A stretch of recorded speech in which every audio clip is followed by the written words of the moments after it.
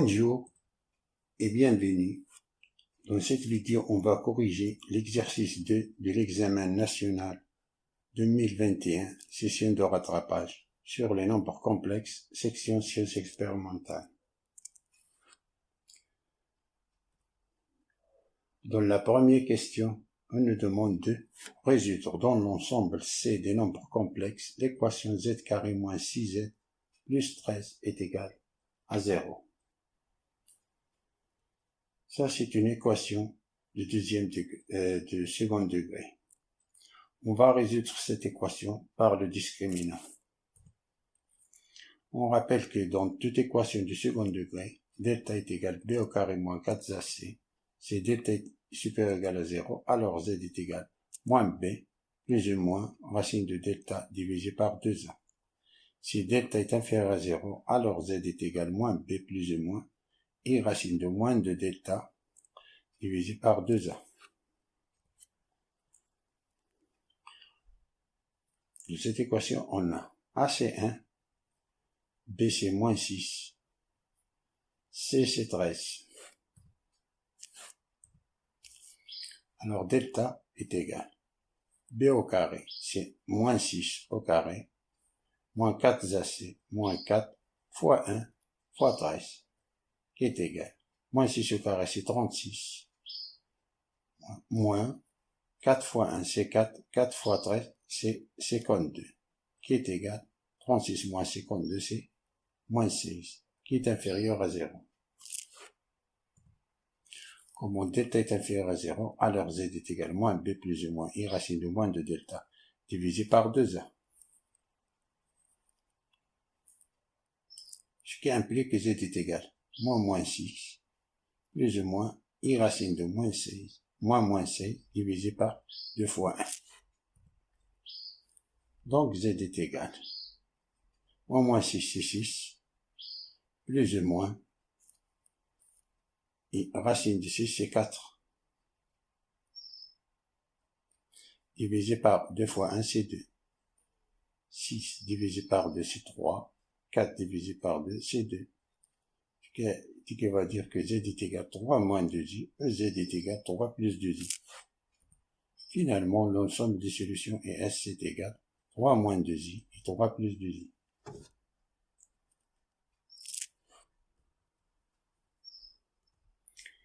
Question 2 nous dit que dans le plan mené d'un repère orthonormé direct, O, vecteur U, vecteur V, on considère les points A, B et C d'affixes respectives.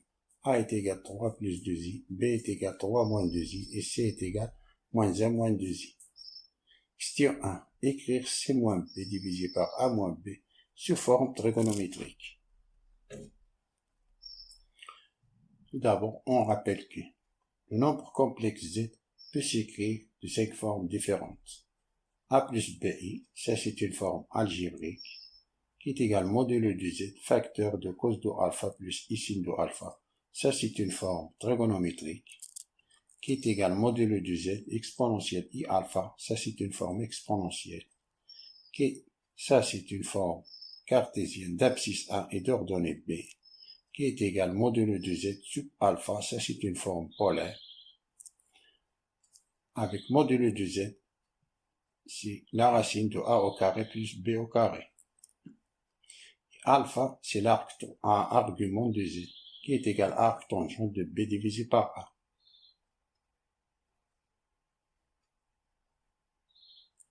Mais je vais utiliser cette formule, la formule trigonométrique, pour calculer l'argument de Z.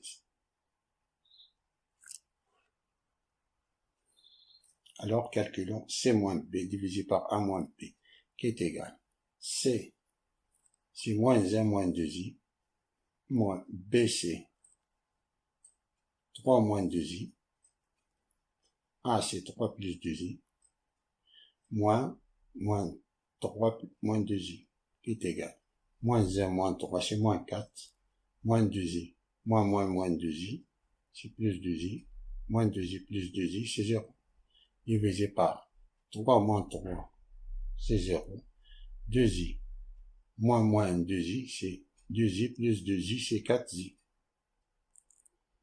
On multiplie le numérateur et le dénominateur par i, qui est égal à moins 1 sur i. Si on le simplifie par 4, il nous reste moins 1 sur i. Alors on a moins 1 sur i, multiplié par i, et divisé par i. Ça c'est 1. Si on multiplie par 1, il reste le même résultat. Moins 1 fois i, c'est moins i, divisé par i au carré, c'est moins 1. Moins 1 divisé par moins 1, c'est 1, qui est égal à i.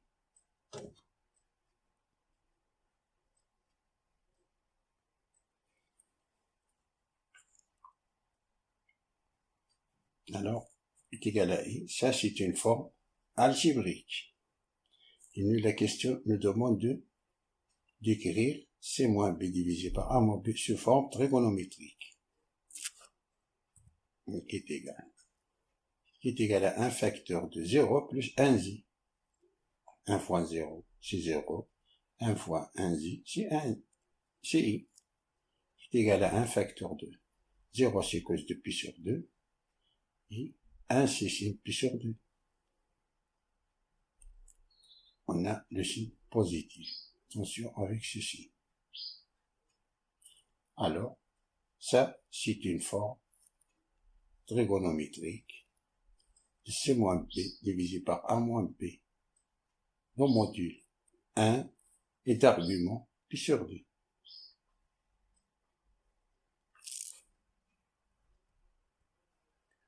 Passons à la question suivante. On déduire la nature du triangle ABC.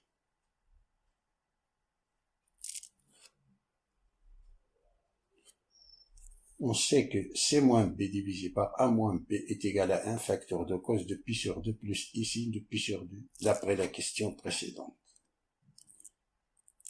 Ce qui veut dire que le module de c moins b divisé par a moins b, c'est 1. Et l'argument, c'est pi sur 2, ou de le de pi.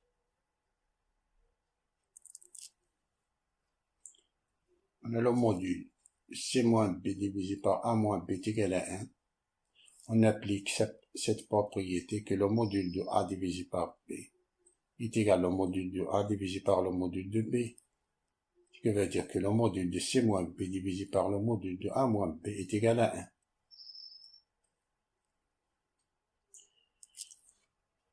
Ce qui veut dire que c moins b est égal au module de a moins b. Ce qui veut dire que BC est égal à BA.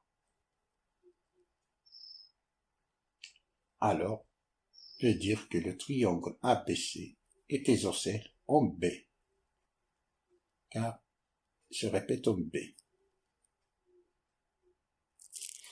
On a encore que l'argument de c moins b divisé par a moins b équivaut à pi sur 2 modulo de pi. Le numérateur, c'est l'affixe du deuxième vecteur, et le dénominateur, c'est l'affixe du premier vecteur de l'angle BA, BC. Ce qui se traduit géométriquement par l'angle BA-BC est équivalent à pi sur 2 modulo de pi. Ce qui veut dire que le vecteur BA est perpendiculaire au vecteur BC.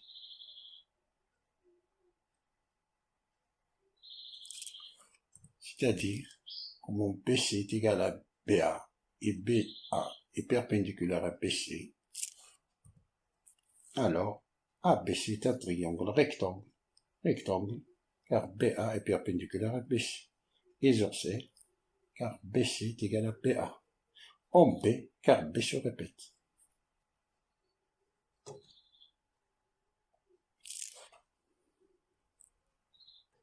Passons à la troisième question. Soit la rotation R de centre B est d'angle pi sur 2, et soit Z l'affixe d'un point 1 et Z' l'affixe du point 1', image de 1 par R, par la rotation R. Et soit D, le point d'affixe D, qui est égal à moins 3, moins 4, écrire Z' une fonction de Z. Question 1.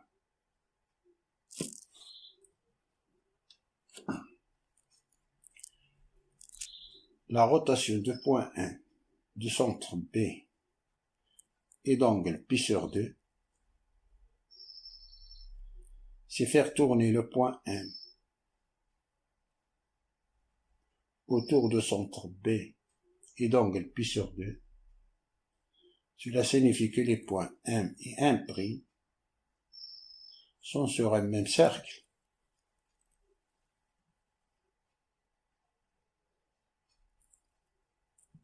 Cercle de centre B. Cela signifie que la distance BM et BM' sont égaux, car BM et BM' sont deux rayons de ce cercle. Et l'angle orienté des vecteurs BM, BM' est équivalent à pi sur 2 modulo de pi. C'est pour cela que, d'après la définition géométrique de la rotation, on peut écrire que la rotation de point M est égale à 1', est équivalent à dire que la distance BM' est égale à la distance BM, et l'angle BM, BM' est équivalent à pi sur 2 modulo de pi.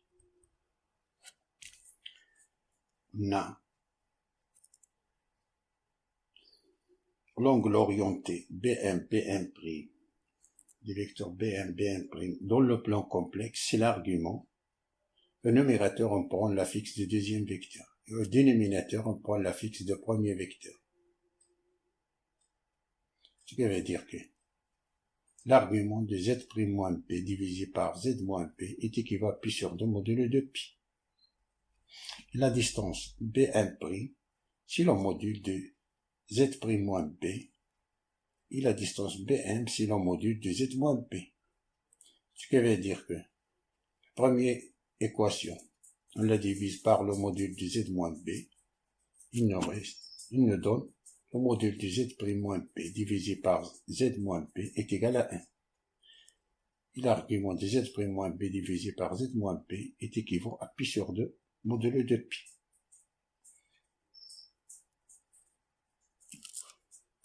Ce qui veut dire que, en appliquant cette propriété, que le module de A divisé par le module de B est égal au module de A divisé par B. C'est-à-dire que le module de z'-b divisé par z'-b est égal à 1. Et l'argument de z'-b divisé par z'-b est équivalent à pi sur 2 modulo de pi. Alors, on peut écrire le nombre complexe z'-b divisé par z'-b sur la forme trigonométrique. Alors, égal le module facteur de cos de l'argument pi sur 2 plus i signe de pi sur 2. Cos de pi sur 2 c'est 0, signe de pi sur 2 c'est 1, est égal à i. On effectue le produit en courant, alors on a z'-b est égal à z-b fois i, c'est-à-dire i fois z moins ib. Ce qui veut dire que z' est égal à iz moins ib plus b. On le fait passer à l'autre côté, c'est plus b, qui est égal à iz plus b facteur de 1 moins i. Si on a 1 moins i. C'est égal à iz plus bc, 3 moins 2i. bc 3 moins 2i, 1 moins i. C'est égal à iz plus 3 moins 3i, moins 2i, moins 2i au carré, pardon, moins c'est plus, c'est 2i au carré, c'est moins 2, qui est égal à iz, 3 moins 2, c'est 1, moins 3i, moins 2i, c'est moins 5i. Ce qui veut dire que z est égal à iz plus 1, moins 5i.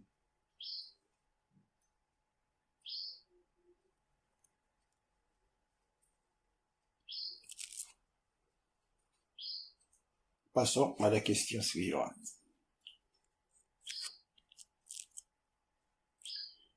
Vérifiez que C est l'image de A par la rotation R. Soit petit x, l'affixe de point grand X, image de A par la rotation R. C'est-à-dire que la rotation de point A est égal à grand X, ce qui veut dire que on remplace dans cette équation petit x par z', et petit a par z.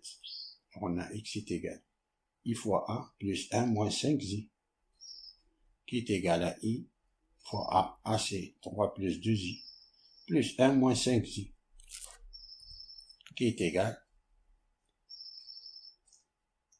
i fois 2i, c'est moins 2,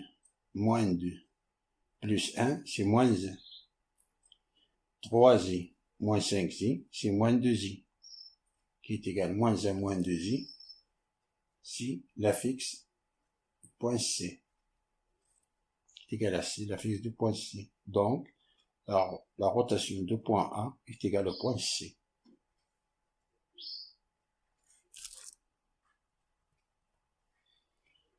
Passons à la question 4. 4a.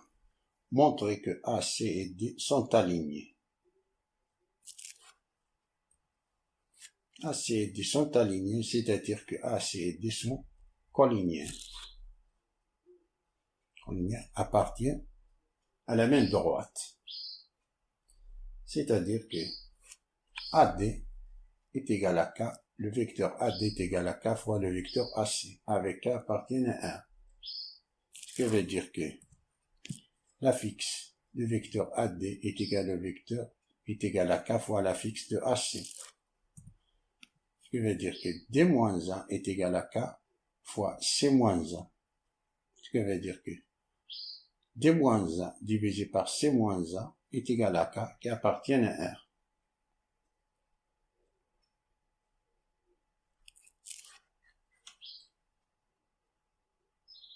Alors vérifions.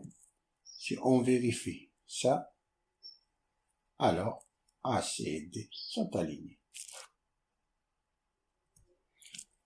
D-1 divisé par C-1 est égal. D c'est moins 3 moins 4Z. D c'est moins 3 moins 4Z. Moins A c'est moins 3 plus 2Z. C c'est moins 1 moins 2Z. Moins 1 c'est moins 3 plus 2Z qui est égal. Moins 3 c'est moins 6. Moins 4Z moins 2Z c'est moins 6Z. Divisé par moins 1 moins 3 c'est moins 4. Moins 2Z c'est moins 4Z qui est égal. Moins 6. On factorise par moins 6 le numérateur, facteur de 1 plus i. Et le dénominateur, on le factorise par moins 4. C'est moins 4 facteur de 1 plus i. 1 plus i se simplifie, il nous reste. Il est moins 6 divisé par moins 4, c'est 6 divisé par 4. Et 6 divisé par 4, c'est 3 demi qui appartiennent à 1. Donc A, C, D sont alignés. Passons à la question suivante.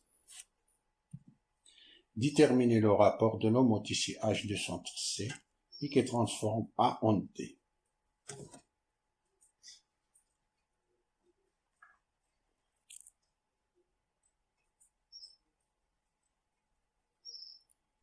D est l'image du point A par l'homothétie H de centre C et de rapport K.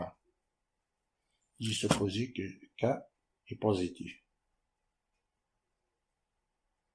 Ce qui veut dire que l'homothétie de centre C et de rapport K de point A est égal à D, ce qui veut dire que CD est égal à K fois CA. Ce qui veut dire que D moins C est égal à K fois A moins C.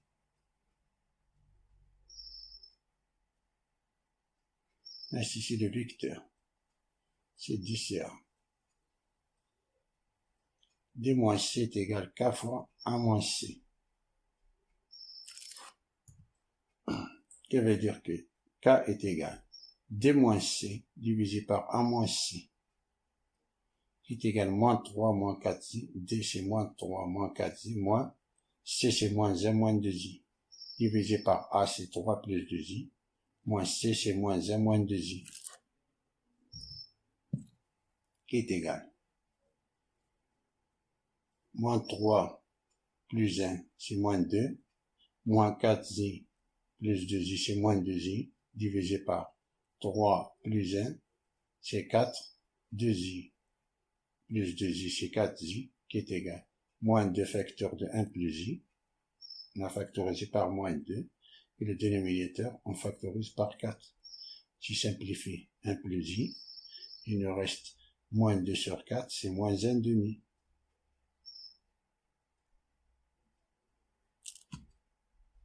Alors le rapport est négatif.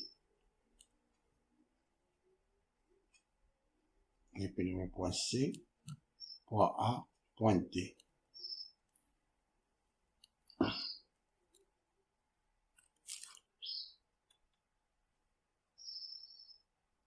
Passons à la question suivante. Déterminer l'affixe du point, l'affixe E du point E pour que le quadrilatère BCDE soit un parallélogramme.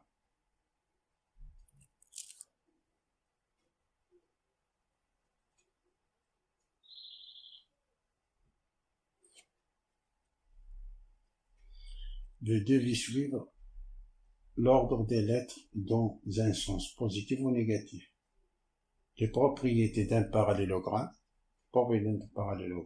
la somme de deux angles consécutifs est égale à 180 degrés, c'est-à-dire à pi. Les côtés opposés sont parallèles les uns aux les autres. C'est-à-dire ED est égal à BC.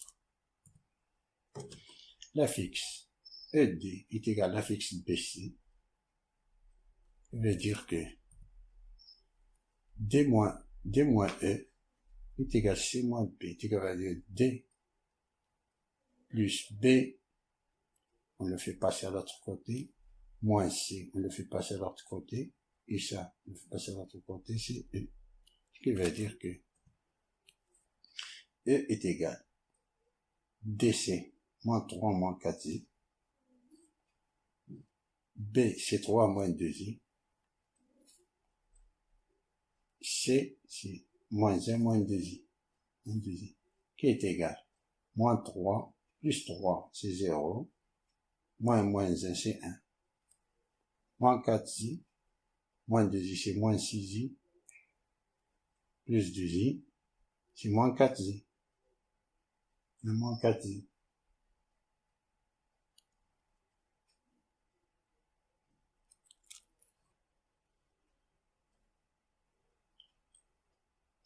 Passons à la question suivante. Montrer que D moins A divisé par E moins B est un réel. A est égal à 3 plus 2i, B est égal à 3 moins 2i, E est égal à 1 moins 4i, D est égal à moins 3 moins 4i. Alors, D moins A divisé par E moins B est égal à moins 3 moins 4i, moins A c'est 3 plus 2i, divisé par E c'est 1 moins 4i, moins B moins 3 moins 2i, qui est égal. Moins 3 c'est moins 6, moins 4i, moins 2i, c'est moins 6i, divisé par 1 moins 3, c'est moins 2, moins 4i, plus 2i, c'est moins 2i, qui est égal. On factorise le numérateur par moins 6, c'est 1 plus i, divisé par, on factorise le numérateur par moins 2, c'est moins 2 facteur 1 plus i. Ceci simplifie, il nous reste moins 6 divisé par moins 2, 6 divisé par 2, c'est 3, qui appartiennent à R. Alors, D moins A divisé par E moins B est un rien.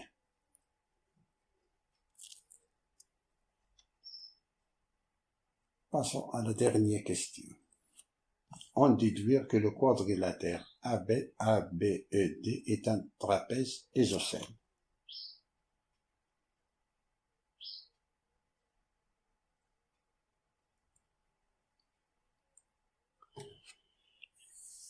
On rappelle quelques propriétés d'un trapèze isocèle.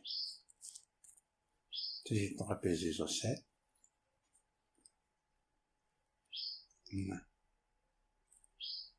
ABED.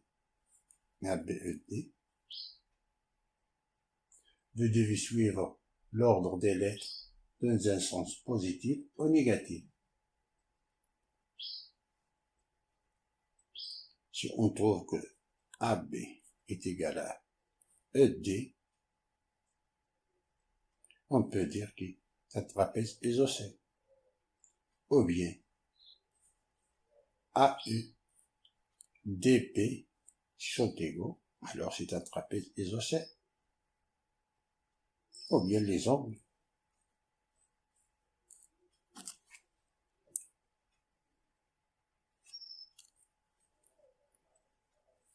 Cette figure, il faut la retenir de la mémoire. AD est égal KBE, AD égale KBE, AB est égal DE,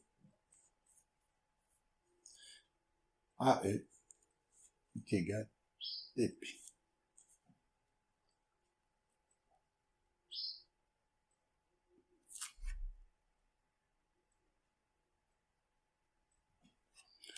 On a D moins 1 divisé par E moins B est égal à 3, ce qui veut dire que D moins A est égal à 3, facteur de E moins B.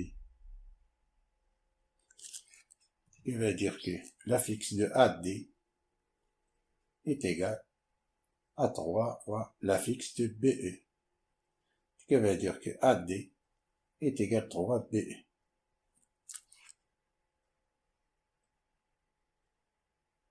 Alors, ABED est un parallélogramme, est un trapèze. Nous démontrer cette égalité.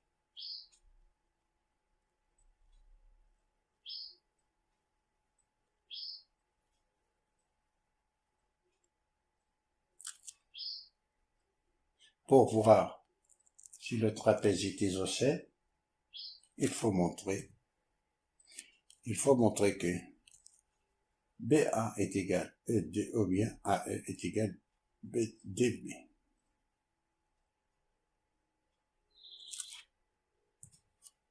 Là, A est égal à 3 plus 2i, B est égal à 3 moins 2i, E est égal à 1 moins 4i et D est égal à moins 3 moins 4i. Alors, BA est égal à A moins B, le module de A moins B, qui est égal au module de A, c'est 3 plus 2i, moins BC, moins 3 plus 2i, qui est égal à 3 moins 3, c'est 0, 2i plus 2i, c'est le module de 4i, qui est égal à la racine de 0 au carré plus 4 au carré, qui est égal à 4. Et la distance ED est égale au module de D moins E, qui est égal à D, c'est moins 3 moins 4i, moins E, c'est 1 moins 4i, c'est moins 1 plus 4i, moins 4i plus 4i, c'est 0, moins 3 moins 1, c'est le module de moins 4, le module d'un nombre réel, c'est la valeur absolue de ce nombre réel, qui est égal à 4.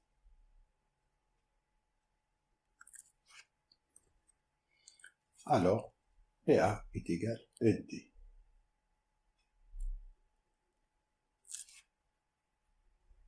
Donc, ABED est un trapèze isocèle. Fin de la résolution de cet exercice. Merci pour avoir suivi. Je vous souhaite bon courage.